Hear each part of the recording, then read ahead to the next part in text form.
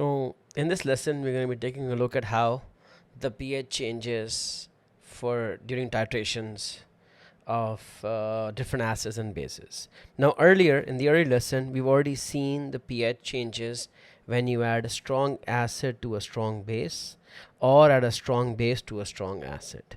Here now what you see in front of you is an apparatus setup when I'm actually adding a weak acid into a strong base. Now what do I mean by weak acid? If you know by definition, weak acids only ionize partially, which also means that their pHs are not around 1. They tend to be around 3, 4, 5. And a strong base is and a strong alkali, the one that ionize fully, so its pH is around 13. So like for example, the strong base could be NaOH while the acid could be ethanoic acid. So if I were to take, let's say, strong base NaOH and ethanoic acid is a weak acid, I'll take that, right? Now what we're going to do is we're going to actually follow the pH changes when I add 0.1 mole per dm cube ethanoic acid to 0.1 mole per dm cube NaOH. That's exactly what we are doing. We are adding to 25 cm cube of 0.1 mole per dm NaOH, 0.1 mole per dm cube ethanoic acid. Now that's a weak acid. It will only partially ionize. So one thing you need to know about a weak acid is its pH is generally about greater than 1. It's going to be 3 maybe. So for this acid, it's about 3. And what we're going to do is we're going to follow the pH of the conical flask on a graph like this, like earlier. And we're adding different volumes of ethanoic acid. Now, it's similar to adding a strong acid with some changes. So earlier, if you remember, when you added HCl to this, it started off with pH 13, and then at 25 it took a big drop and leveled out at 1. But because we have a weak acid, one thing changes, is that instead of ending at pH 1, because that was the pH of HCl, is going to end in pH 3. But the volume of neutralization is the same, because be it a weak acid or a strong acid, the same moles of acid are required to neutralize the same moles of NaOH. So for example here, let's start again. So how, if I follow the pH here, before adding any acid, what would the pH be here? If it's a strong base, it should be near 13. So we notice here, the pH starts from 13. And till about 25, it won't change much, you know. If you see my graph following right there, right there, right there. See, 20, 21, 22, it's starting to take a dip. And if you remember where the dip was occurring, as soon as it hits 25, there's a large dip. So that dip will now go all the way down here. If you remember, in HCl, it went all the way down to 3 and then it flattened to 1. But because this is a weak acid, it eventually is going to only maximum go down to 3. Then this dip is not all the way down to 3. That's a big change between a strong acid and weak acid. So let me show that to you. You see?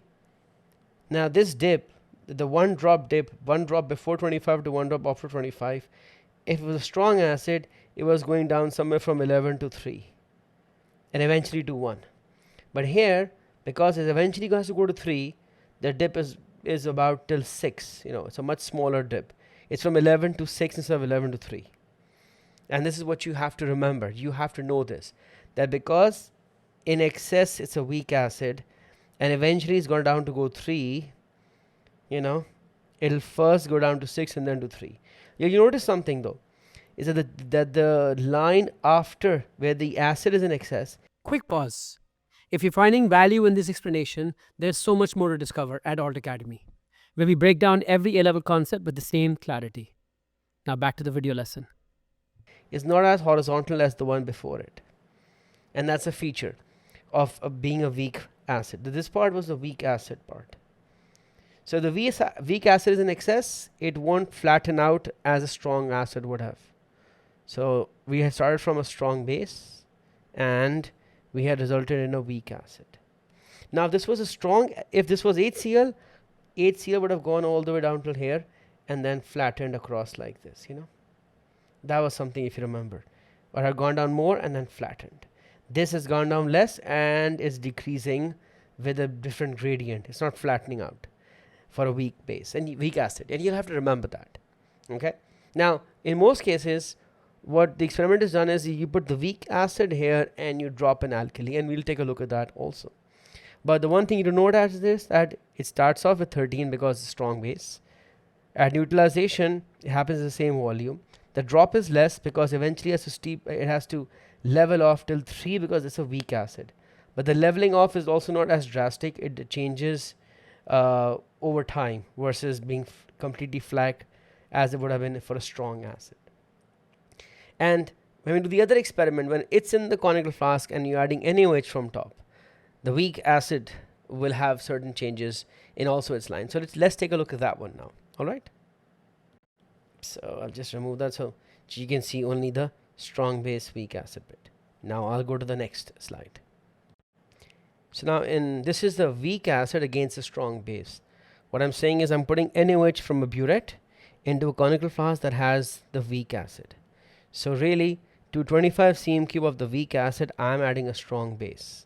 Remember, the weak acid would have a pH around 3, but the strong base would have a pH around 13 or 14, right? And we're going to take a look at what happens to the pH and plot it on a graph where I'm adding NaOH from the burette, you see, and I'm starting with the acid. So it's a weak acid, and the pH, when there's no alkali added, it would be the pH of this weak acid, and the pH of this weak acid is around 3. So the graph will start from here. So starting pH here would be 3.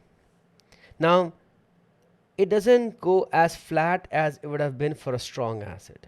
So the differences between a strong acid and a weak acid here are a little more pronounced. A strong acid will start off with 1 and stay almost horizontal.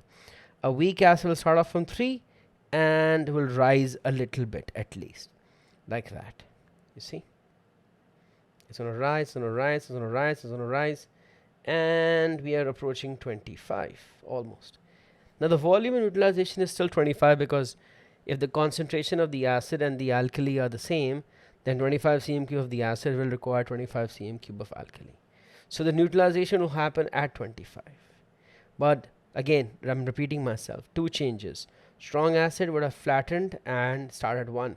This will start at 3 and increase at increase a little more drastically. Not very drastically, but it's still increasing. It's not flattening out. So it's already at about 5 when it's hitting neutralization. If you remember, the earlier was near 1 and 2 and then jump all the way to 11. Here it's already at 5 and almost 6 now. If I go a little further up, just before 25, it's already at 6.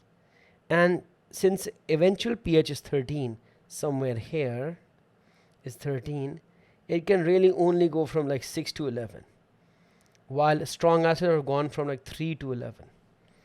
So this would have gone on something like this, you see. It ended at 13 because it's a strong base at the end. So strong base would either start from 13 or end at 13. A weak acid would either start from 3 or end at 3. But if it's starting, then it's going to increase and then become vertical. If it's ending, it would have dropped from 6 all the way down to 3. So if I had compared this to what it was like for a strong acid against a strong base, the strong acid had started near 1 and stayed almost horizontal till near 1. That was approximately what was happening for a strong acid. But a weak acid would start at a higher pH and would increase somewhat. All right. So I'm going to delete this. And so what you have in front of you is the pH curve between a weak acid and a strong base. And obviously you'll be thinking, okay. So what about a strong acid against a weak base? Because that also has implications. So we'll take a look at that next. Hey there. If you found this A-level chemistry lesson helpful, why don't you head over to our website, altacademy.org, where you can sign up for the full A-level chemistry course. In addition to chemistry, you can sign up for physics, biology, math, or 4 other A-level subjects. Thousands of students have already taken the leap. What are you waiting for?